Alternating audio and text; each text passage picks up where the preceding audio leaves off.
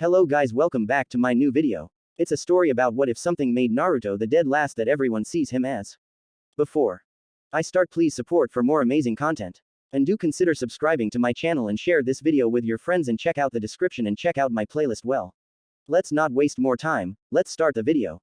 Part 1. Naruto, age 4. Come on Gigi, let me be a ninja already. Hiruzen Sarutobi, the Sandaime Hokage, massaged his temples as he looked down at the little blonde boy who had a determined look on his face. He had been visiting the boy in order to give him a monthly allowance and help him shop for groceries as he lived alone. It might be odd that a little boy like this lives alone, instead of with his parents or in an orphanage, but the little boy held within him a massive little deterrent that kept most from wanting to care for him. Naruto Uzumaki held within him the ultimate Biju, the Kyuubi no Yoko. The same demon that had attacked and nearly annihilated Konohagakure no Sato, the village in which this story takes place. Naruto, I can't let you enter the academy. Naruto's face scrunched up, trying to decipher why, but Gigi, you told me other kids ninja as young as me training as ninja, why can't I? Hiruzen did have to admit to that nugget of truth. Clans in Konoha such as the Uchiha and the Hyuga trained their children from around the time they could walk to become shinobi. Kakashi Hatake had graduated from the academy at the age of 5 and even been promoted to Chunin at the age of 6, same for other prodigious ninjas such as Itachi Uchiha. Hiruzen knew it was somewhat hypocritical of him to deny Naruto the same chance that they received. But the people of Konoha would never accept the demon spawn training in the ninja arts right in front of them. This was more for Naruto's safety. The worst thing to him was that he couldn't even tell Naruto why he couldn't allow him to join. That the irrational fear the village as a whole had of him being the Kyuubi reincarnated wouldn't allow them to see him as just a little boy that wanted to prove himself to them all. Hiruzen patted Naruto's head and looked down at him patronizingly. I'm sorry Naruto-kun. Maybe one day soon I can let you join, but not now. Naruto watched the old man walk towards his door and shut it on his way out. Naruto walked aimlessly around Konoha, trying to ignore the looks that he wasn't getting. He didn't get why Gigi didn't want him to be a ninja. He knew he would be the best ninja ever, that was all he would settle for, no matter how hard he had to work. There was something he wasn't getting, and trying to think about it made his head hurt. Eventually, by the time he had stopped pondering all of the absurd reasons that he wouldn't be allowed into the academy, he even came up with a strange conspiracy that there was some sort of demigod stuck inside of him and everybody knew but him. Crazy, right? He found himself atop his favorite place in the village, Hokage Mountain. It's beautiful, isn't it? Naruto whipped around suddenly to see a man with his head and one eye in bandages, and his right arm in a sling, also wrapped up. Naruto couldn't feel any real malicious intent from the man, so he allowed him to come closer. He stopped next to Naruto and looked out at the view from the top of the mountain. Truly, being a ninja to protect this village is something that I've always felt is well worth the sacrifice. Naruto's eyes widened, but then he looked away sadly. Gigi won't let me be a ninja.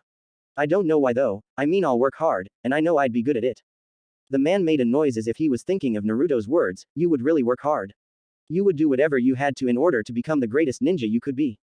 Naruto grinned widely at the man. Not just the best ninja I can be, the best ninja ever, Dadbayo. The man had a small smirk upon his lips. Well then, I think I'd like to take a hand in training the greatest ninja ever. How would you like to be a ninja for me? Naruto's grin could have split his face as he latched onto the man excitedly. Thank you, thank you. I can really be a ninja. The man held Naruto off of him. Little boy, the first thing a ninja should know is to never show emotion. I can understand your excitement, but when we begin training I do not want to see that from you. Do you understand? Naruto cowed himself and nodded. Anyo, I don't even know your name. The man turned and motioned Naruto to follow. You may call me Danzo. Naruto, age 7. Underground, the sounds of contact were made. The sounds of physical combat were common in this place. Sparring was intense and brutal to condition the ninja to field conditions. An unnamed teen hit the ground hard, groaning as his eyes flicked in and out of consciousness. The blood caking his face was just another sign of the intensity of the session.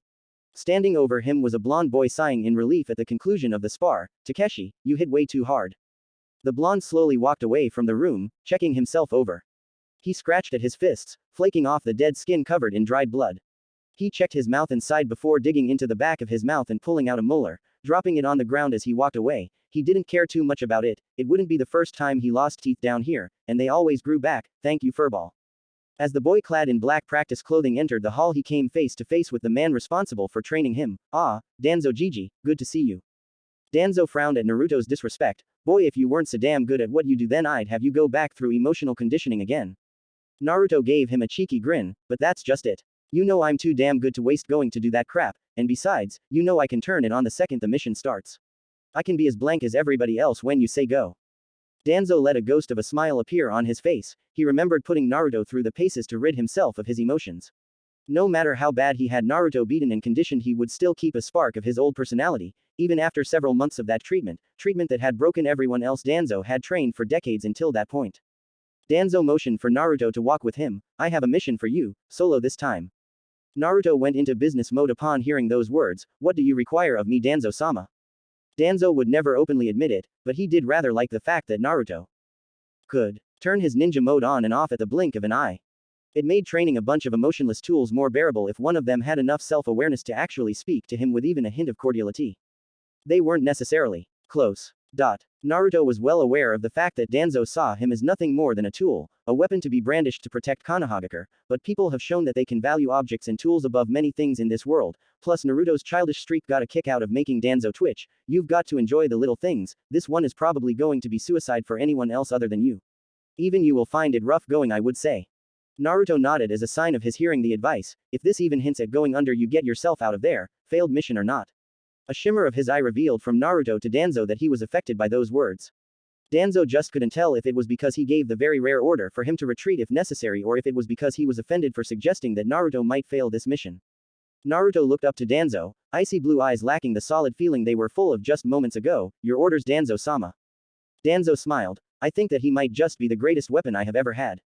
Training Naruto had not been even a chore. When it came time to learn how to fight, how to kill, how to win, Naruto had shown himself a quick study. Danzo relied on Naruto for more of the higher class missions that he knew many of his other operatives couldn't handle, because the kid seemingly didn't accept anything short than a successful mission. That made him invaluable, and he'll only continue to grow in strength. I would probably rely on him before I thought of backing one of Sarutobi's soft elites. Oh my old friend, how did you let this gem of a shinobi go? Danzo continued his briefing as he and Naruto had arrived at the armory. You will be infiltrating Ta no Kuni. There have been reports of a new hidden village based out of that nation rising to prominence. Naruto quickly changed from simple practice clothes to gear reminiscent of Anbu armor, clicking the chest protection shut. Hi Danzo-sama. Danzo continued, you will find the location of this village and if possible get inside and keep tabs on what you can see and find. When you believe that you have sufficient information to determine whether or not this village is a threat or not, you are to return to base and debrief. You may leave on your own mark, this will be a long-standing assignment. Naruto packed himself with kunai, shuriken, flash tags, exploding tags, smoke bombs, anything that he might need, and he packed to the brim, sealing whatever he couldn't carry in a scroll. He didn't know whether he would need to restock on this mission or not. Upon his completion of arming his person, he turned to Danzo and bowed. I will leave as soon as possible, Danzo-sama. You will hear from me upon my return. Danzo nodded. By your leave, Uzumaki. Naruto stood and walked from the armory, ready for his next assignment. Naruto slipped his mask in with his combat gear, as he had replaced it all with simple street clothes as he had to keep up his appearances. Nay was the opportunity that Sarutobi never gave him. He knew all he needed to do to prove his worth as a ninja was a chance, and when that chance was given he took it. 1 year later, border of Hai no Kuni, Ta no Kuni. An explosion drew Jiraiya's attention away from returning to Konoha. He had just gotten through going through Ta no Kuni looking into rumors of a new hidden village rumored to be called Otogakure. After finding enough to bring back to the Hokage, he made a hasty retreat to the border, and from the sounds of things he wasn't the only one. Jiraiya eventually found himself on the heels of a blur in the darkness. Jiraiya slipped into the shadows of the trees to speed ahead of the fleeing mystery shinobi. However, this was unnecessary as the person in question collapsed and dropped to the forest floor in exhaustion. As Jiraiya walked closer, he saw deep cuts and gashes all over the body of the Anbu, or so his armor had him believing. Jiraiya whistled as he took in the age of the blonde boy on the ground. They're sure starting him younger these days. Jiraiya refrained from moving the mask of the boy, on which he saw a leaf insignia, as Anbu had to keep their identities secret for as long as was feasible to the masses. Jiraiya picked the boy up and made for Konoha, interested in this current situation. Jiraiya had set the boy down in Sarutobi's office and had requested that his Anbu guards leave the room. Sarutobi-sensei, you could have sent me a message that you already had someone in Odo checking things over. I think I might have blown his stealth when I made tracks and left that place. Hiruzen's eyes darkened. I didn't send anyone into Ta no Kuni. I expected you to look into it yourself and send word back, like you are now. This Anbu isn't mine. I would never allow a child this young into their ranks, never again, not after Itachi. Jiraiya scratched his white mane. Well, I kind of figured that, but I thought you might have made an exception or something. Sarutobi rose from the desk and walked over to where the masked boy lay. He narrowed his eyes at the kanji he found right by the leaf symbol on the forehead. Danzo, nay again. Jiraiya sighed. I thought you handled him and that group of blank faces. He's still doing this. Jiraiya shrugged. Well, at least he also recognizes Oto as some kind of unknown quantity. Hiruzen reached down and pulled off the mask. What he saw almost gave him a heart attack, and Naruto. Jiraiya ran over, looked down. Gaping at the sight, Kami, he looks just like Minato. Wait, Sarutobi, is this Minato's child? Hiruzen settled himself somewhat. Yes, Jiraiya. This is his child. Danzo must have gotten his hands on him. I should have known. When I went to see him, he was becoming progressively more aloof and secretive. I stopped getting reports about him around town completely. I figured he must have just been keeping a low profile, but I never would have guessed. Jiraiya looked angry. Danzo turned Minato's son into a mindless drone. I'm going to. Jiraiya, wait. Jiraiya turned to face his teacher with an angry look. The council wanted him to be trained under Danzo's watch anyway. They'll see him in the right if this gets out. You and I are the only ones that know about this. Jiraiya bared his teeth. He won't tell us anything about Danzo. Even if he had any real reason to tell us anything, Danzo has seals on his ninja that keep them from speaking about Nate too freely. I've seen it. Hiruzen nodded. I know. So what if instead of using him to get to Danzo we just take him away from that place entirely? Seeing Jiraiya's confusion, he elaborated. Danzo won't move to retrieve him no matter how valuable he knows a Jinchuriki is to his goals. All we need to do is keep him under watch and seal him. Jiraiya nodded in agreement. So what? Memory seal. Chakra seal. What exactly are we sealing? Everything. Jiraiya's eyes widened. Now when you say everything. Hiruzen stood back up. I mean everything. His entire mind and body have been utterly conditioned by Danzo to fight. He would have never been out there if he wasn't at least as strong as one of my Junin. Danzo wouldn't have allowed it. Seal it all. If we just seal his memory, then he would still be infinitely more powerful than any academy student, even without the knowledge of all of the techniques. Just with the academy techniques he would still obliterate any academy student. Jiraiya looked at the unconscious blonde on the floor. I don't like this Sarutobi-sensei. What will you do with him then? Hiruzen picked the boy up and put his mask back on. I will allow him to enroll in the academy. I'm wearing the council down. Soon I can get them to let him attend. Him staying off of their radar has helped considerably. Jiraiya followed Hiruzen down to the depths of the tower to commence with the sealing of the young boy. Nay base. Konohagakure. The sound of a door shutting sounded through Danzo's speakers on his desk. The injured man put his face into his hand and groaned. Uzumaki, damn it. Jiraiya, how was he to know the wandering sage was in Oto as well? From the sound of things, the flamboyant shinobi had placed their forces on high alert upon his own exit, and with Naruto stuck inside that buzzing hive, with everyone searching high and low for anything amiss, the boy had run into quite a bit of trouble when he took to making his own hasty retreat. Danzo's weapon was lost to him now. He knew Sarutobi would never allow him to get anywhere near Naruto again. Danzo pulled out a bottle of sake and poured himself some. After tossing the alcohol back, he grimaced slightly, and we move along. 4 years later, a blonde in an orange jumpsuit sat down deep in the forests of Konoha. Man, that was so easy. Why wasn't that the regular graduation exam? The boy unfurled the scroll in his grip and read it. Oh man. Kage Bunshin no Jutsu. Bunshin, my worst technique. He sighed and put on a cocky grin. Right then, let's get started.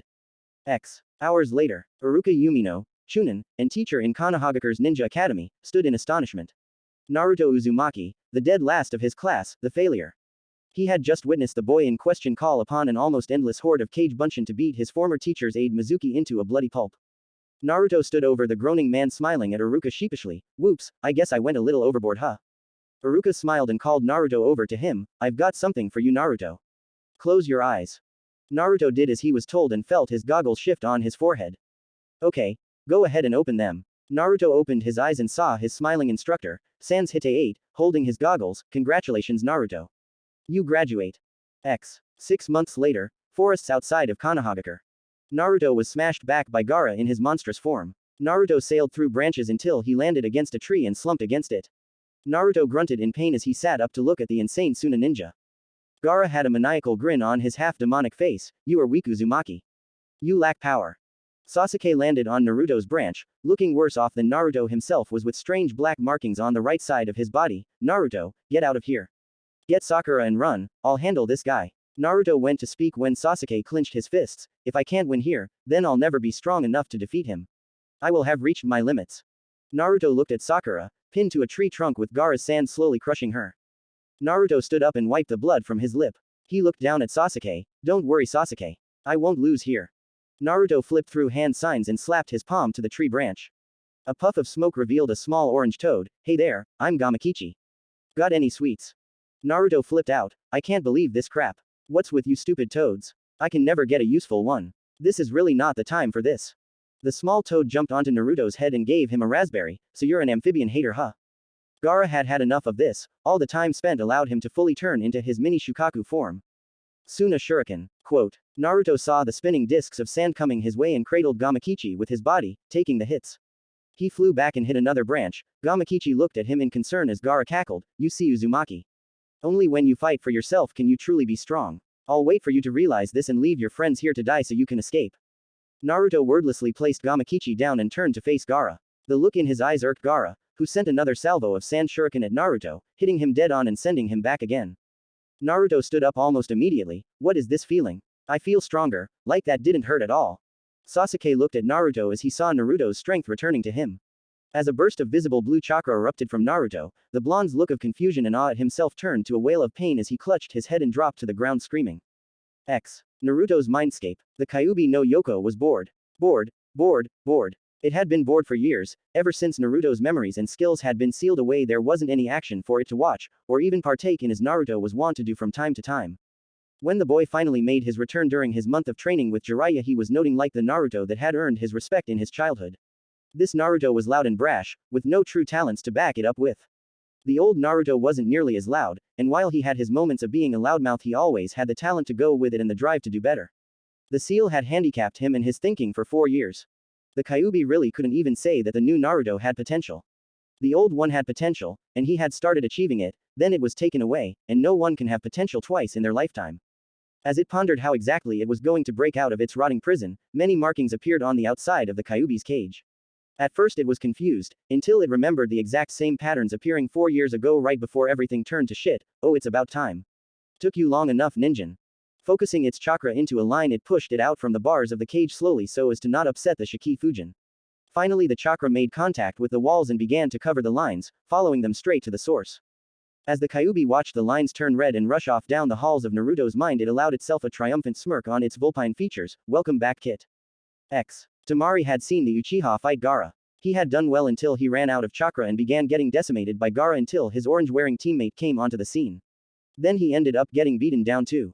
During his beating, however, he began to gain energy, taking Gaara's shots and walking right through them. He exploded with raw chakra, and Temari had never seen anything like that before. Chakra visible to the naked eye, so much that it seemed strange to the boy himself. As he began getting a handle on the situation, he collapsed, screaming and holding his head all the while. As he lay on the tree branch, a strange mark appeared on his head, forcing lines to branch out over his entire body, covering him from head to toe. Temari shook in place on her branch. "They're all freaks, every last one." The lines suddenly turned red as a massive pressure filled the immediate area. It didn't feel evil, malicious, angry, or anything. It just felt like Naruto, just magnified 100 times. The lines faded away from the downed blonde. All attention turned to him as he groaned and stirred on his belly. He quickly snapped to his feet and looked around his own body, flexing his fists and shaking out his legs. The only noticeable change in his base appearance was the scar going down his eye, a battle scar that wasn't existent a moment ago. He had an angry sneer on his face before he shook his head pitifully. "Kami, I suck, I'm as weak as a kitten like this. What happened to me? I'm confused." Sasuke looked up at Naruto. It was the same kid that had been there a second ago, and yet it wasn't. He looked like Naruto, but he didn't move like Naruto. He moved like he was coiled and waiting to strike, as if he expected an attack coming from anywhere. His eyes were the same bright blue like Naruto, but now they had more in them than just the infinite brightness they usually held. It was still there, but there was more that Sasuke couldn't quite see. He was as calm as they came. You wouldn't even know that he was preparing to get into a fight from looking at him, and he looked out at Gaara without fear, anger, interest or anything, and he accentuated this by sighing and speaking his next words. "Alright Gaara, I don't know what the hell is going on with me right now. I have an idea, but I need some damn answers, but to do that I need to go back to Konoha. I need to go back and end this invasion and you're in my way, so, it's time to get you out of the way." Naruto's head was splitting. The rush of memories returning to him in that instance gave him the mother of all migraines, and the dueling memories of his time in Nae and the memories that he assured himself were implanted somehow weren't helping at all either. After hearing the confidence in Naruto's voice ring out in the forest, Sasuke spoke up. "Naruto, what happened to you? What's going on?" Naruto looked down at Sasuke with one eye and back up at Gaara. "You know, I'm not entirely sure myself. Right now, I feel like crap, but compared to the way I've been feeling for the last 4 years I feel amazing. It's hard to explain." He grunted. "It's not important right now. I have to beat his ass, hustle back to Konoha and find someone, like Danzo or something, that can explain all of this to me. So here's what we're going to do. I'm going to attack him, and you aren't. Now commencing operation. Beat Gaara's ass." Sasuke had a myriad of questions running through his head at this point. What happened to the Dobi? Who is Danzo? What the hell does he mean I'm not fighting? Gaara heard his voice speaking to Sasuke the entire time and cackled to Naruto across the trees. "You aren't strong enough, Uzumaki. Leave them behind and run." Nothing has changed, you still don't fight for yourself. Gaara flung more sand shuriken at Naruto, who scoffed and grabbed Sasuke by the back of his collar and ducked and weaved out of the way of the projectiles. After he had gotten through them all, he dropped Sasuke back on the branch and scoffed, "Pathetic, I'm slow as dirt, did my muscles atrophy or something? I became a ninja anyway, which means I should be conditioned like a genin, I should have kept my speed at least." Gaara looked at Naruto, looking himself over after dodging with Sasuke. This angered him. It was like Naruto was ignoring his existence, just like everybody else, don't ignore me. Gaara had mouths appearing all over his body as he took a deep breath and released it ahead. Fudden, Mugen Sajin Daitapa, wind release, sandstorm devastation. Gaara released a massive blast of air in a sandstorm in Naruto and Sasuke's direction, tearing off branches and cutting into the bark of trees. As the wind died down, Gaara couldn't see Naruto or Sasuke, no sign of either. It's a shame. Gaara turned around to see Naruto standing behind him right before Naruto's fist lifted him off of the branch and sent him crashing to a lower level. Naruto crouched on the branch and watched Gaara try to stand. You had a defense that only the fastest could bypass and only the strongest could breach, and what do? You cast it away for raw power when things get a little tough. Raw power can only overwhelm skill and finesse in extreme qualities. Naruto pointed at Sasuke, who was over by Sakura, Pakun, and Gamakichi. You beat him in this form because he was already burned out when you transformed. He used Chidori twice here, once during your fight in the stadium, and I'm sure he tested it one time when he and Kakashi were late. If he had more shots, then you wouldn't have won. He smirked down at Gaara. I don't know what happened to me all of those years ago, but I'm not the kid that just had cage bunshin flying all over the place anymore. I could beat you like that, but that wouldn't be very fun. After all of this time, I can finally fight like I used to, if only a little bit. I'm still not fast enough to avoid taking hits, but I can almost assure you that however hard you hit me, a feral grin came onto Naruto's face, I'll hit you twice as hard. So let's see who can still stand up when this is all over. Naruto's hand moved unconsciously to his back before he pulled it down, clicking his teeth. Damn, that's right. I don't have a sword. Seriously, what happened to me? These phantom urges to fight like I was trained to are going to get me killed if I don't get it together. Gaara stood with a growl. You aren't stronger than me. You fight for the Uchiha, you fight for the pink-haired girl, fighting for others makes you weak. Naruto scoffed. That's the stupidest thing I've ever heard. There are detailed stories of mere mortal men, overcoming demons, for others.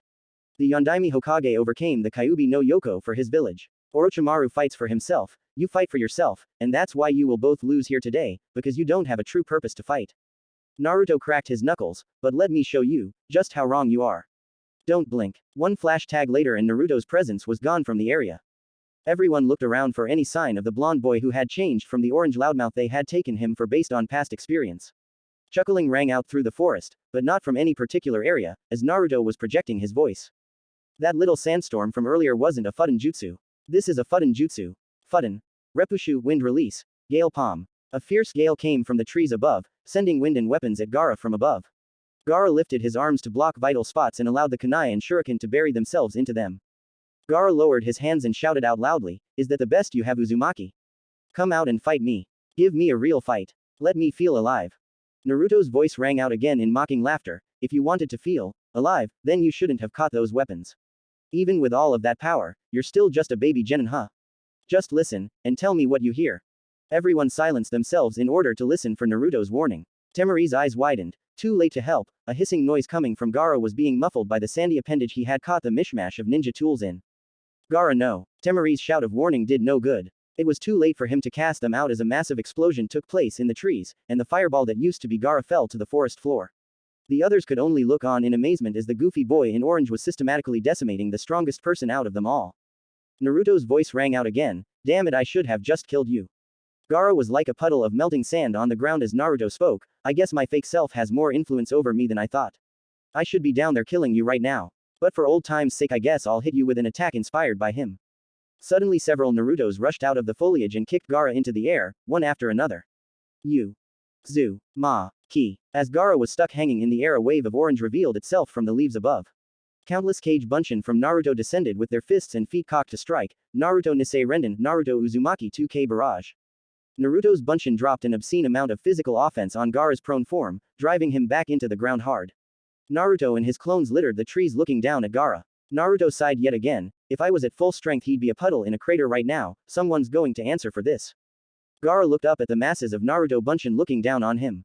Each of them had the same uninterested look on their faces, as if they were trying to ignore him. Cold blue eyes magnified by 1000 staring down on him.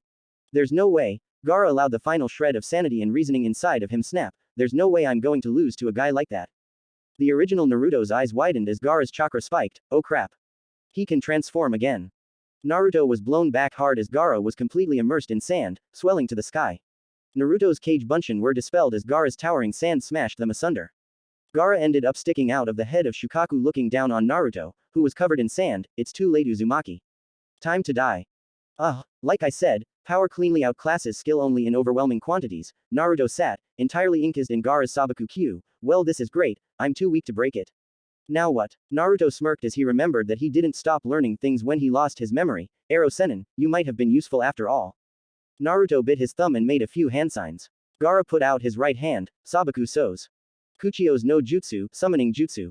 In a massive burst of smoke, Naruto found himself seated atop the head of Gamabunta smirking out at Gaara. You didn't think it would be that easy, did you? Naruto looked down at Gamabunta. Hey there, boss Toad. You want to help me out and take this jerk down with me? He's a little too big for me to handle alone at this time. Gamabunta directed his gaze up at Naruto. Something feels different about this Gaki, like he isn't as frantic and spastic as he was the last time I saw him. Gamabunta huffed out smoke from his pipe. Ikibi no Shukaku, no can do kid. Why would I want to go out of my way to fight a guy like that? Naruto deadpanned the giant Toad a look. I thought summons were supposed to help their summoners fight in situations like this. Naruto pointed out at Gaara. Shukaku, look at that thing. If you don't help me, then I'll end up a bloody smear on the bottom of its foot for sure. Gamabunta laughed. Tough. We haven't even had a drink yet. I can't accept you as my summoner until we share a drink together. Naruto glared down at him. You'd better be the one supplying then. Because my genin ass can't afford enough liquor to get you even slightly buzzed. Gamakichi then appeared and landed on Naruto's head. I'll help him out, pops. I like this kid. Gamabunta looked at the smaller Toad in surprise. Gamakichi. What on earth are you doing here? Gamakichi looked at his father sheepishly. I just wanted to come out and see the outside world, you know. He pointed over at Gaara. Shukaku, and then that guy tried to bully me. Our boy here kept me alive and started kicking that guy's butt, but then he cheated and got all big, and now here we are. Gamabunta glared out at the sand spirit. Alright then, Gaki. You helped out my son, I appreciate that. You're alright with me. You have my support in this fight, but we're still having that drink later, you hear? Naruto stood up and nodded, his face hardening as he looked out at Gaara. Gamakichi, you're going to want to get off of my head for this next part. Gamakichi got off of Naruto's head as Gamabunta drew his tanto and held it at the ready. Whenever you're ready, boss Toad, give him hell. Gamabunta launched forward and dug his sword into Shukaku's arm. With one mighty heave he lopped it off, dropping it uselessly onto the ground before he jumped back to his distance and stared at his opponent. Gamabunta huffed in exhaustion. That almost took everything I had, and all I took was his arm. Naruto smirked down at Gamabunta. Wow, and I thought I was out of shape. I've been out of full commission for 4 years, what's your excuse? Gamabunta eyed the boy. Watch it, brat, or I'll squash you. The smile disappeared from Naruto's face as he looked back out at their mutual foe. Kill me later, we still have a problem. Gaara looked at Naruto excitedly. Interesting, Naruto Uzumaki. I like this is a fantastic battle. Gaara brought his hands into the ram seal, Tanuki Niri no Jutsu, feigning sleep technique. Shukaku's star-shaped pupil spun wildly and he yelled to the sky, I'm free. Naruto kept an impassive face. He just made this a lot more difficult, didn't he? Gamabunta nodded with the boy on his head, and why wouldn't he? Alright, let's try something here. Shukaku inhaled deeply. Fudden, Renkuden, wind release, drilling air bullet. He launched a massive air ball at Gamabunta, who prepared his own attack. Suiden, Teppadama, water release, liquid bullet. Naruto flew through his own hand signs. Let's give you a boost, boss Toad. Fudden, Daitapa, wind release, great breakthrough. Naruto let out a massive crushing wind that sped up Gamabunta's water bullet, forcing it to obliterate Shukaku's attack on contact. It continued on to collide with the demon itself, knocking it off balance and sending it to the ground. Sasuke was watching the fight with envy. Naruto had seemingly hit some mental switch in his head and now Gaara couldn't even touch him. What kind of power is this? This Naruto is completely different from the one I've been working with for so long. Tamari was completely overwhelmed. She had left to find Kankuro after Gaara had fully transformed and returned, thinking that Gaara had killed Naruto and moved along towards Konoha. She wanted to bypass him entirely and avoid his killing spree. When she returned, she was shocked to see that Naruto was not only still fighting, not only forcing Gaara into a full possession, he was winning. She and Kankuro had to check to make sure they weren't dreaming. This boy. He isn't normal. How can he keep pace with Gaara? Naruto looked down at Gamabunta. So how do we end this? Gamabunta was impressed by Naruto boosting his attack. He knew it would have been a stalemate otherwise. This really isn't the same kid from last week. Gamabunta remembered that Naruto had asked him a question. We need to wake up the host. The boy on his head, you need to wake him up. Naruto frowned and grunted. Killing him would be easier, way easier, we can just pepper him with big attacks until Gaara's a big red blotch on his forehead. He's totally exposed. Gamabunta chuckled, that's ruthless Gaki. It's an idea that would give us more problems than answers though I'm afraid. Killing the medium in the midst of a full possession could end up with the demon being freed. It already has a form to go with its soul so it wouldn't need the host in that instance. The blonde nodded, okay, so wake him up it is then. He furrowed his brow in thought, but all of my attacks that I could launch from here can kill him, I need you to get in close so that I can wake him. Gamabunta looked at his hands, these webbed hands of mine aren't much for grabbing a hold of things. How do you suggest I get him? Naruto scoffed, I said get close, I didn't say grab him.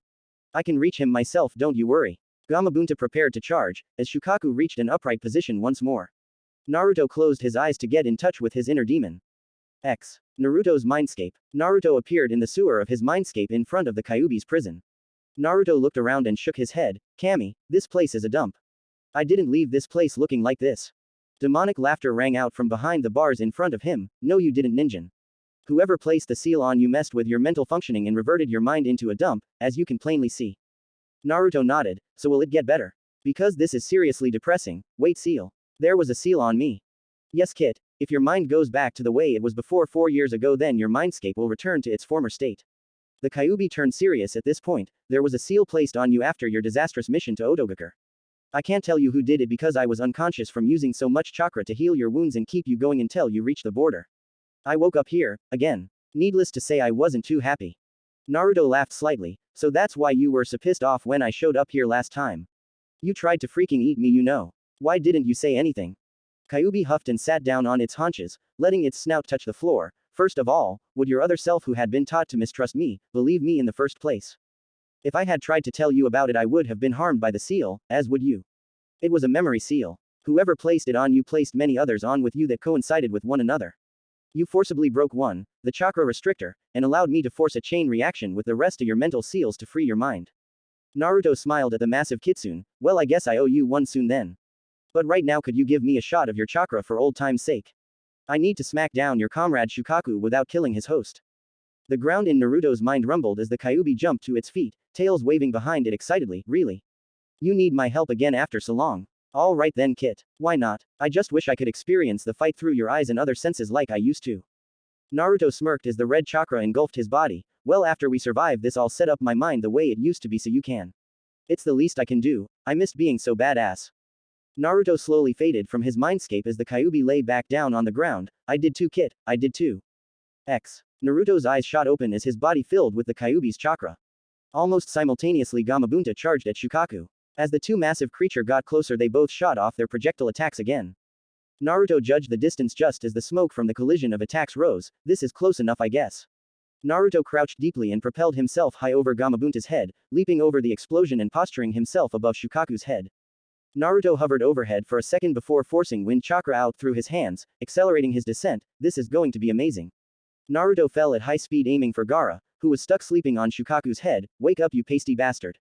Naruto delivered a double stomp right to the top of Gaara's head, driving him completely through the Shukaku figure forcing it to collapse on itself as they crashed to the ground amid a deafening roar as the sand crashed around the trees.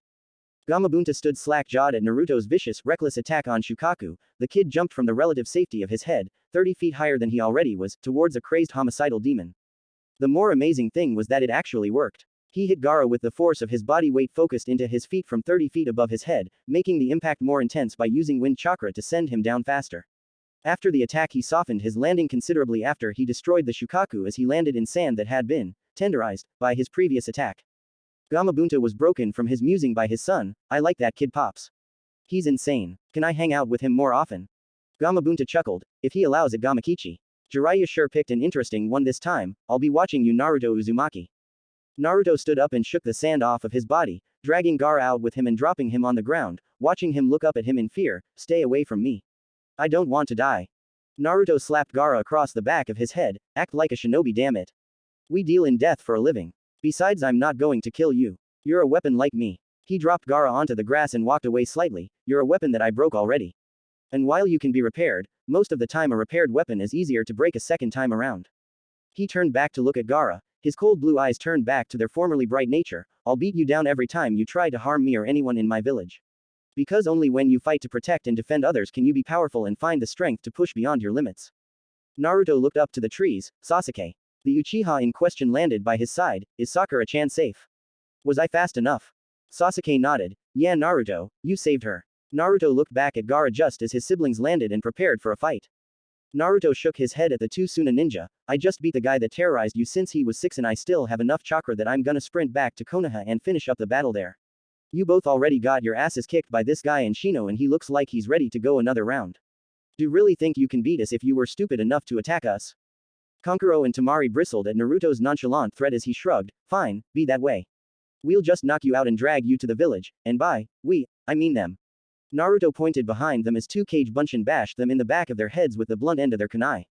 Naruto looked back at Sasuke. Alright Tem, go get Sakura-chan and Pakun and we'll get out of here. We still have a battle to fight. Sasuke went to gather up Sakura as Naruto took to tying up the Suna ninja and hoisting them up on his and his Bunshin's shoulders. As they set off through the trees, Naruto mentally berated himself. How could I let myself be caught? Damn it. If I had never been sealed, then I would have been able to warn Danzo that Orochimaru was planning an invasion and amassing forces. I hope things aren't as bad as they seemed at the stadium. Konohagakure, around the center of town. Jiraiya stood atop the head of his massive toad summon as he watched Konoha forces engaging the Suna and Odo forces. Despite the fact that they had driven the enemy out of heart of the city, the enemy had been putting up a dogged fight. Suddenly Ibiki landed atop the toad's head. Jiraiya-sama. Jiraiya put up his telescope and turned to face him. Ibiki, report. Jiraiya-sama, our forces were caught in several ambushes as they chased the enemy forces out of the village. They ended up getting caught in a crossfire by some of Odogakure's ninja they had held back. Jiraiya groaned. They would win, but such an unnecessary loss of life was unsettling. Just as he was about to try and switch the topic, he saw Ibiki smile, but when they were closing in on our forces, they ended up getting sacked by a lone ninja of Konoha, wearing bright orange. If they saw correctly, he was moving too fast for some of them to catch. Jiraiya's eyes widened. There's only one kid I know that is colorblind enough to run around this place in orange. Ibiki nodded. At the same time, a Kage Bunshin of Uzumaki and Sasuke Uchiha arrived at the hospital with their female teammate. And on the other side of town, he delivered the children of the Cage to a makeshift POW site, in good condition too. Ibiki scratched under his bandana. I saw how good the kid could be during his fight with the Hyuga, but I never would have guessed that he was good enough to take down a squad like that. Ibiki, you shouldn't talk about me like I'm not there. They both whipped around to see Naruto tapping his foot impatiently. Although I guess you didn't know I was here. Geez, if I was an assassin you'd both be dead. Jiraiya looked at Naruto oddly. He couldn't sense his usual restless aura, and he had snuck up on him. Yaki, what happened to your jacket? And what's with that scar on your face? Naruto had ditched his orange jumpsuit jacket and left himself in his black t-shirt. I tossed that bulky piece of crap so I could move faster to get here without much trouble. And I got this scar years ago. Someone put a bunch of seals on me that did a lot of stuff to me. Hiding that scar must have been one. Naruto saw Jiraiya flinch when he spoke about the seals. We can talk about that later. We will talk about that later, Dadbeo. Ibiki gasped as he looked out over the buildings and saw Orochimaru being whisked away by the Sound 4. Naruto growled and crouched down like a track runner, preparing to take off in hot pursuit until Jiraiya grabbed his collar. You're not fresh, kid. You can't take Orochimaru and his entire force of bodyguards alone. Naruto looked at him blankly. I'm not alone. You should be as strong as he is, right? And Ibiki can help me beat his entourage and help you. If he's running away, then that means he knows he lost today and he might be hurt. We can turn his retreat into a rout and finish this here.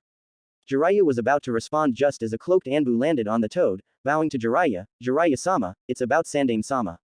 Jiraiya grinned widely. Sasarutobi-sensei sent the old snake back to his hole, did he? The Anbu flinched under his mask. Hokage-sama was killed in combat against Orochimaru. The three other ninjas stood in stunned silence atop the toad as the sounds of battle still rang out into the air. Naruto looked to Jiraiya, who looked down at him. That's enough death for one day, kid. It's time to regroup and mourn. Naruto said nothing and followed Jiraiya back to the Chunin exam stadium. He could get his answers later. He had nothing but time. Now belonged to the entire village as a whole. Naruto was far more ornery than usual as he partook in the usual D-rank missions that genin teams like Team 7 got. While part of him knew that this was truly necessary at this point in time, seeing as how the village was getting over the damage incurred during the invasion of Odo and Suna, the part of him that was locked away at the age of 8 that was used to missions that could end with him being killed, and the brash childish part of him that resurfaced after his memory had been sealed and longed for missions with potential for action like that. With the knowledge of his sealing, Naruto was able to sort out what memories were fake and which were his own. It helped that the genjutsu seal that was placed on him to change his appearance was broken, revealing the numerous battle scars that littered his body from his time in Nei. It really helped having a visible association to certain memories. His first night in his apartment after the invasion was for the most part spent in front of a mirror repeating the line, "Oh, I remember getting that one," over and over throughout the evening. Over the course of the next 2 weeks he had to adjust to just being a normal genin with a true elite's mindset. Tora was lucky that she hadn't tried to run away since the invasion, or Naruto might have killed her, retrieving her, accidentally of course. His rapport with his team, whatever he might have had, shifted tumultuously after the Chunin exams. Naruto's thoughts on Sakura had changed to a clearer line of thought.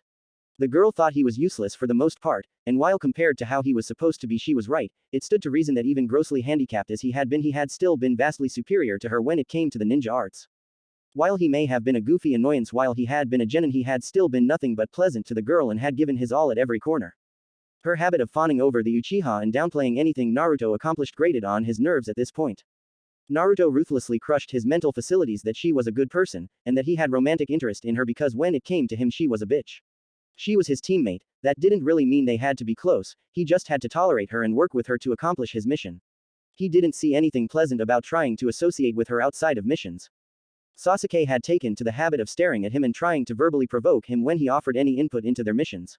Sasuke had been feeling inadequate after seeing how Naruto not only saved him from Gaara, he had dispatched Gaara handily without too much effort, captured the Kage's children swiftly thereafter, and headed back to Konoha and routed an Odo ambush against a Konoha squadron.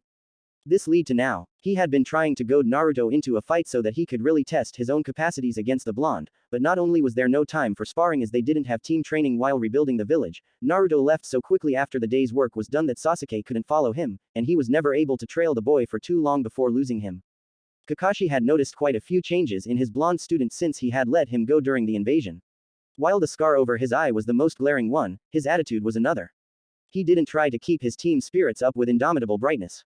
He still cracked jokes, and his overall timing was vastly superior now, Kakashi had to admit, but they were bright flashes in an otherwise dreary day of rooting through Konoha's rubble.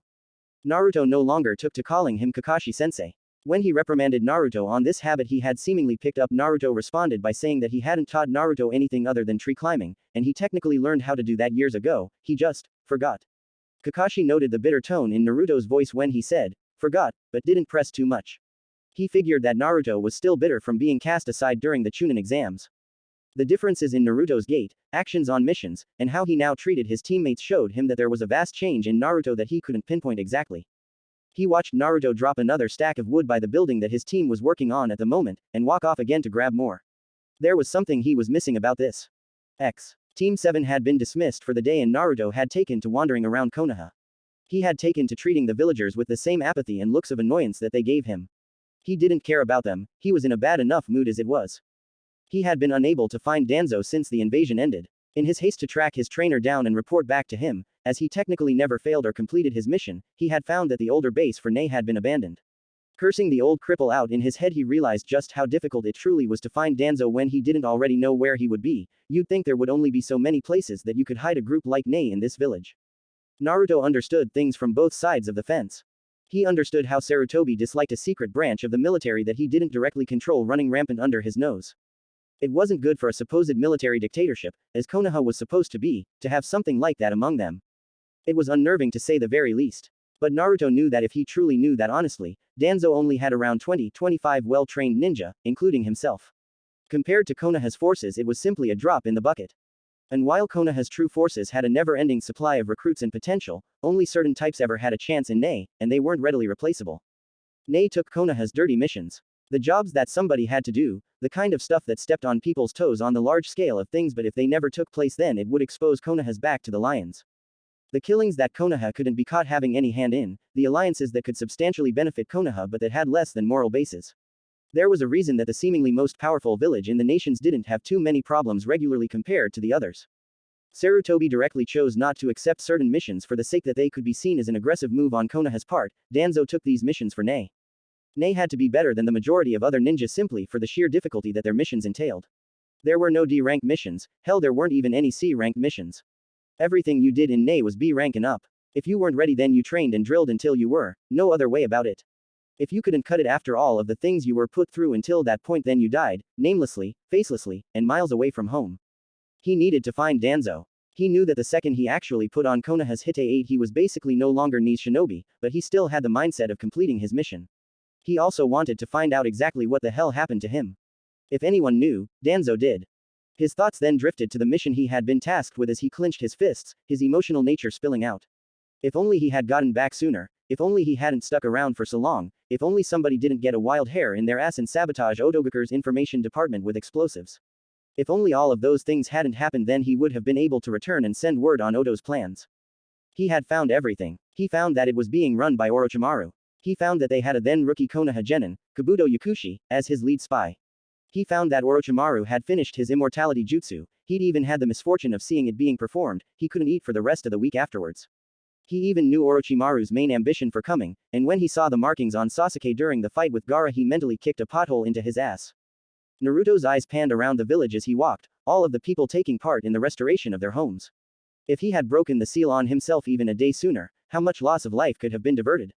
How many lives need not have been lost? Could the Sandaime have been able to take the proper precautions to acutely prepare for Orochimaru accordingly? He looked up at the Hokage monument as his thoughts drifted to the third face from the left. He had gotten much closer to the old man after he had been sealed. His mind had almost reverted back to its 4-year-old state, and he reached out to the only person he really knew. Even trying to bury his emotions, he still felt a faint sting at his eyes that he had to push back. He had to put his thoughts on the back burner for now, as he saw Jiraiya leaning against a fence looking at him. Naruto strode up to his side and spoke coolly, "So what do you need from a lowly little genin like me, Ero Sennin?" Jiraiya pushed himself off of the wall. "I want you to come with me to find someone." Naruto raised his eyebrow. "Aren't you the Hokage now?" Jiraiya let out a short laugh. "Those old goats wanted me to take up the spot, but I have too much on my plate to just do so like that." Naruto headed past him towards his apartment. "Then I'm not going. I'm not some escort or bodyguard, I'm a shinobi. If this isn't an order from my higher-ups, then I'm not volunteering for this. I can spend my time better by helping to rebuild, getting back to my old level of skill, and finding out who put those goddamn seals on me." Jiraiya caught up with him quickly and placed a hand on his shoulder. "Well, the other genin can help rebuild. And I was going to teach you a jutsu that makes Chidori look like child's play. And those seals, I might know something about that."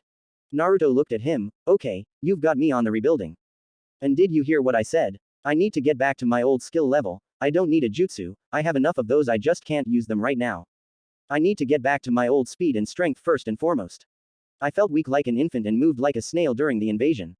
Naruto's eyes shone as he absorbed the last of what Jiraiya said. "And you're damn right you know something about my seals. You're telling me whether I choose to go or not. You're just lucky that it would probably be easier to just go with you, that and I'm bored around here." Jiraiya grinned at him. "Well, let's go and get you packed. We'll leave immediately." Naruto pulled out 4 scrolls. "I already have everything here. I always keep supplies for a long mission on me at all times, you never know when you'll get called away." He placed them back into the pockets of his jacket. "This big, bright piece of crap is good for something, I suppose." Jiraiya laughed loudly. "If you hate it, then why wear it?" Naruto's eye twitched. "When I went home after the battle to look for clothes, this was the closest thing to shinobi gear I had in my closet. What the hell did they do to me? I wouldn't be caught dead in this. How did I live for as long as I did wearing this eyesore?" Jiraiya laughed again, getting his chuckles out of seeing the boy tear himself down. Jiraiya reached into his pocket and placed some bills in Naruto's hand. "I'll tell you what, Gaki. I'll give you 2 hours to go and get yourself outfitted. Meet me at the main gate then and we'll take off." Naruto let a smile cross his face as he turned to head back towards the market district. He waved back at Jiraiya and pocketed the cash. Naruto wandered through the market district looking around. While the Naruto that had become a genin would simply enter a shop and hope he didn't get ripped off, this Naruto was sick of being broke all of the time and was running through his head all of the shinobi shops that had done it to him. "That place did it, that place did it, that place won't even let me in to do it." Naruto had gotten his tools from old scavenging habits. It amazed him how many tools were wasted by ninja just during training even back when he was little. He cultivated his pack rat habit back when he was first being trained by Danzo, storing all of the usable things he could find for himself as a sort of surplus and handing the broken and unusable stuff to Nee's armory to be melted down and remade.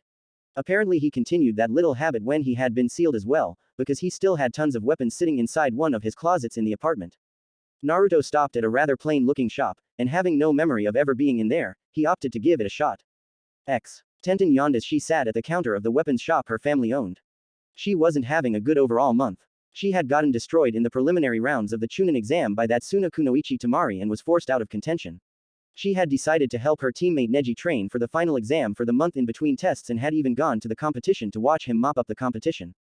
Things don't always work out like that, huh? She then had to watch him be utterly beaten by the unassuming blonde kid that was on the same team as the Uchiha, the dead last of the class under hers. He cut down his Juken and not only got up from Neji's best techniques and shrugged them off, he reopened his Tenketsu after they had been sealed off. He even had enough strength afterwards to run around the stadium in celebration after he won. Then she ended up being put under a genjutsu that engulfed the stadium and missed the invasion of Odo and Suna. After the invasion was over, she spent more time at her family's shop, seeing as her sensei was spending a lot of time at the hospital with her green-clad teammate Rock Lee due to his grievous injuries, but it wasn't busy, seeing as how there weren't a lot of ninja that needed to stock up for missions, as they were helping with the reconstruction, so here she sat, bored. Yep, not a good month overall, one could say. The bell to the store rang, signifying a potential customer. Hello, welcome to. As Tenten's eyes drifted to the door, she saw the very same blonde kid that had beaten her teammate looking around her shop. Hey. Naruto turned to face her curiously. Realization spread over his face. Oh, hi there. Tenten, right? As she looked at his inquisitive face, she noted the scar sitting over his right eye. Huh, that's new. She pointed out at him accusingly. You're the kid that beat Neji. The tone of her voice stated it like he had committed some kind of crime. Naruto tilted his eyebrow. My name is Naruto, and don't look so shocked. Was I supposed to let him win or something? Tenten was taken aback by his calm answer. She was conditioned from seeing him throughout the exams to expect a loud, hot-headed response. It's not that, it's just that you really weren't expected to win then. Damn idiot persona, it just had to wreck his standing in the eyes of the many. Oh well, he liked to be surprising anyway. Naruto sighed, and that is why you have to learn to expect the worst in most cases, because then you can only be pleasantly surprised. Naruto remembered Danzo or other Elder Nei operatives saying that to him a lot back in the day, then they would usually hit him or something. Stupid emotional conditioning. Tenten noticed the scar over his eye and found herself curious. How did you get that scar? Did you get it during the invasion? Naruto waved off her question. It's a long story that I'm not even sure of and that you wouldn't believe if I told you. Don't worry about it. Do you sell shinobi clothes here? She nodded and pointed over in the correct direction. Naruto thanked her and went on over. Tenten watched silently as he walked over to the clothing section of her store and rifled through the selection. Apparently he was getting rid of that sense-offending jumpsuit on his back. He nodded as he pulled out a set of shirts and a few pairs of pants. He went into a changing room and came out a moment later in a dark blue muscle shirt and dark blue loose pants tied at the ankles with wraps.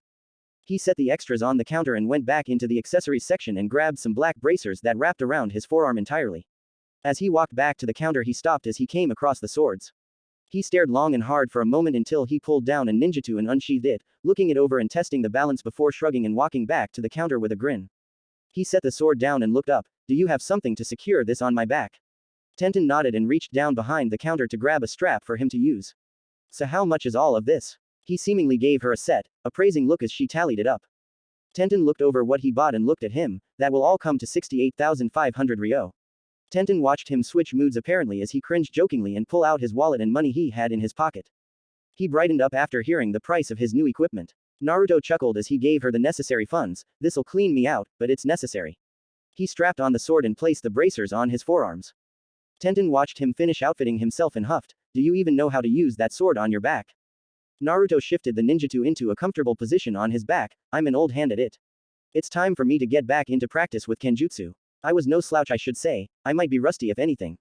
Naruto quickly drew his sword for a few test slashes and shifted through a few regulation Anbu stances before resheathing it. I think I'll be fine. Tenten's eyes gleamed for a second. You wouldn't happen to be interested in a spar, would you? Naruto smiled. Yeah, sure, why not? I don't have anyone to practice with anyway. I have to leave right now, thought. I might look you up when I get back. Tenten smiled at him as he moved towards the door. I think I'd like that, Naruto. Naruto stopped at the door and turned around. I left the jumpsuit in the back. Feel free to burn it at your leisure, like on your break or something. I still have a closet full of them to get rid of. Bye, Tenten. Tenten waved goodbye as he left the store. She furrowed her brow in thought. How can a guy change like that in 2 weeks? Jiraiya noticed a familiar mop of blonde hair heading towards the main gate.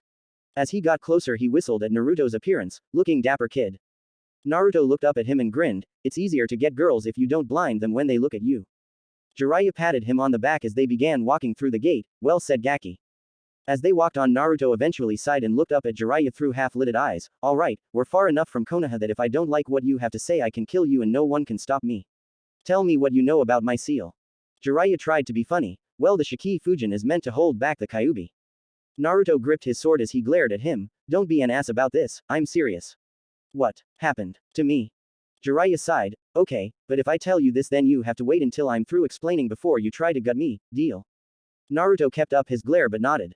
Jiraiya began. Alright, you know your little trip to Ta no Kuni. I'm the one that found you. I was there too, investigating rumors on Odogakure. When I left, I decided to torch their files, stuff on Orochimaru's bloodline research, jutsu development, things like that. Naruto's eyes widened. He unsheathed his sword and took a swing at Jiraiya in anger. forcing the man to jump back. Hey brat. I said wait until I was done. Naruto pointed at him angrily. You dumb old bastard. You were the one that turned the heat onto me. Don't you know the first thing about infiltration? Never let the enemy know you were there. Jiraiya rubbed the back of his head sheepishly. Hey, in my defense, I didn't know you were there. Naruto growled menacingly. That was the whole point. Jiraiya got back on track as Naruto sheathed his sword. Anyway, when I got you back, me and Sarutobi-sensei found that you were a part of a group of ninja led by a man high up in Konoha's politics. Naruto nodded. Yeah, nay, led by Danzo. Jiraiya pulled a double take to look at Naruto. You're admitting it exists. Wait, you're talking about it? Naruto sighed. Yes, Ero Sennin. I swear, I kept telling Danzo it was the second worst kept secret, almost as bad as me being the Kyuubi Jinchuriki. The fact that Sarutobi Gigi and you both knew about it proved that. And Danzo never put any seals on me. I was too much a high-profile figure to make into a mindless drone. I mean, at first he tried, but he quit after a while. Jiraiya looked at him oddly. Wait, so you always had your sense of self? You weren't a mindless drone. He just trained you. Naruto looked up at the man. Yeah. And anyway, I couldn't tell you anything currently relevant about Nei even if I wanted to anyway, seeing as how I haven't been there in 4 years. The old cripple probably cut his losses and let me go. It's all he could have done. Trying to get me back and break the seal might have been too risky. Jiraiya looked down. We never had to seal him, he's right. As long as we kept a tight watch on him, he couldn't have gone back to Danzo. Jiraiya gulped. So about the sealing, listen Naruto, when me and Sarutobi sensei sealed you, we thought you.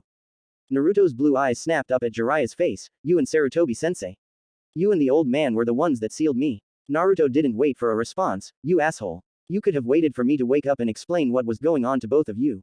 Instead you left me with the mindset of a 4-year-old. I was mentally behind everybody else by 4 years. Jiraiya already knew that they had messed up back when they first sealed him, but it still sucked to have it thrown back at him. We didn't know what you would do when you woke up. We didn't know how you would react. We were just running damage control as quickly as we could. Naruto shook his head angrily. There was no damage control to run. All this time, I'm a shadow of my former self. My chakra control is shit. I have a fraction of the speed I used to have. Why? I still trained hard even after I was sealed. I should have kept that speed. Jiraiya rubbed the back of his head sheepishly. I kind of put a gravity seal on you too, sorry. I knew it. I knew I couldn't have been that slow naturally. Kami. I felt like I was waiting in jelly. Naruto undid his hitei to reveal his forehead. Take the seal off, damn it. Jiraiya made a few hand seals and placed his hand on Naruto's head. Fuinkai. A glyph of a seal appeared and faded from Naruto's head. He tested his body's functions with some short motions. Okay. I feel better now. Jiraiya felt the need to keep explaining. Naruto just kept walking. I don't want to hear any more right now. I don't think I can take much more of this story before I feel the need to hurt you. You guys almost killed my career, you know that. Come on, let's get to a town. Jiraiya and Naruto had gotten a hotel for the night in a town not far off. Upon arriving, Jiraiya had gone off gallivanting after some woman who showed a little interest in him. This suited Naruto just fine as he didn't really want to be around Jiraiya at the moment anyway. Naruto took himself up to their room and laid down on one of the beds. He had a whole new set of things to think about. Was Hiruzen close to him only because he had gotten out from under his watch once, or was it truly legitimate? When he showed up at the ceremony for Konoha's fallen ninja the day after the invasion, he had gone up to the Sandame's memorial and he didn't know what to feel. He shed not one tear. His head was jumbled enough at the time. He was still sorting through his mind to figure out what was factual and what was fabrication.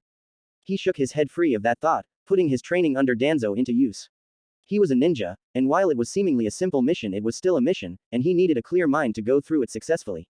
Naruto felt a pair of powerful presences coming closer to his door. They were hiding their chakra levels, but it was noticeable that they were considerably strong. Now the side of him that had been out and about for the last 4 years wanted to confront them, see what they wanted, and, if necessary, kick their asses. Unfortunately for that line of thought, rational Naruto was in control at the moment. He darted out of bed and leapt out of the window to find Jiraiya. Fighting two opponents that were potentially overwhelming in strength for no reason didn't really appeal to him after just starting to get himself back into fighting condition. He knew they wanted him for some kind of unpleasantness, because in Naruto's life experiences for the most part new meetings equaled lots of pain and trouble. Naruto dashed along the rooftops until he reached the outskirts of town. Naruto bit his thumb and summoned a toad. Not even giving it time to speak, Naruto belted out an order, go find Jiraiya. Tell him to find me as fast as he freaking can or I'm screwed, okay? The toad nodded and ran back into town to find Jiraiya. Naruto sighed and turned around slowly. I know you're there. Come out already, save us all some time here. 2 figures in black cloaks with red clouds appeared, both donning straw hats. Naruto sighed at the sight of the familiar red eyes signifying Sharingan. Of course it would be a guy like Itachi Uchiha after me. The other figure chuckled and removed his hat to reveal a blue-haired, blue-skinned man, it looks like you're still famous in that village of yours, Itachi.